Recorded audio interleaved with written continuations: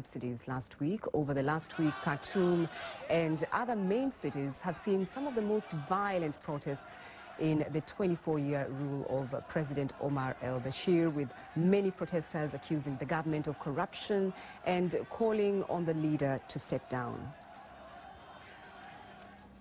Well, with me is James Copnell, former Sudan correspondent for the BBC. Thank you for joining us on the program. Now, the Interior Minister rather, has already defended the actions of the police. But do you think these protests will push the government to change their mind regarding the fuel subsidy?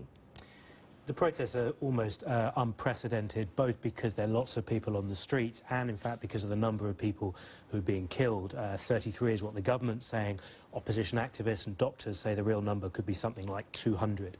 And the fact that the security forces are using live bullets in Khartoum, in other cities, is a significant change. That said, I think this government is determined to stay in power and will do what it takes to do so.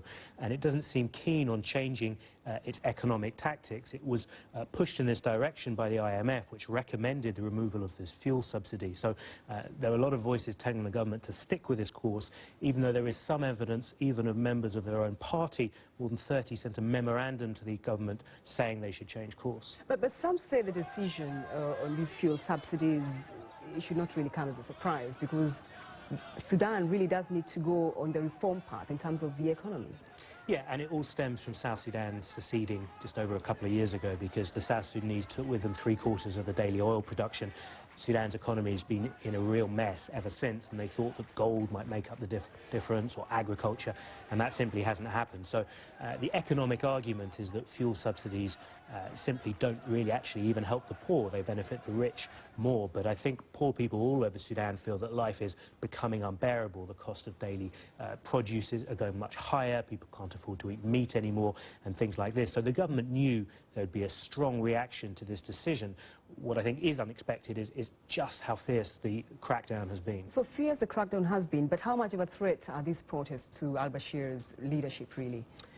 Well, he's facing pressure from a lot of fronts. There's rebels in the periphery fighting against his government. There's this worsening economic situation which is leading people onto the streets, and also opposition figures taking part in those protests, particularly from youth groups. And that is a threat, undoubtedly, and I think also a certain degree, if not too much at the moment, of international pressure too, and indeed tensions within his own group. So yes, there are threats, but I think people have been predicting that Omar al-Bashir will fall every year now since he came into power, and it's been 24 years. So this is a critical moment, but there have been a lot to them during his time in power. James Copnell, former BBC.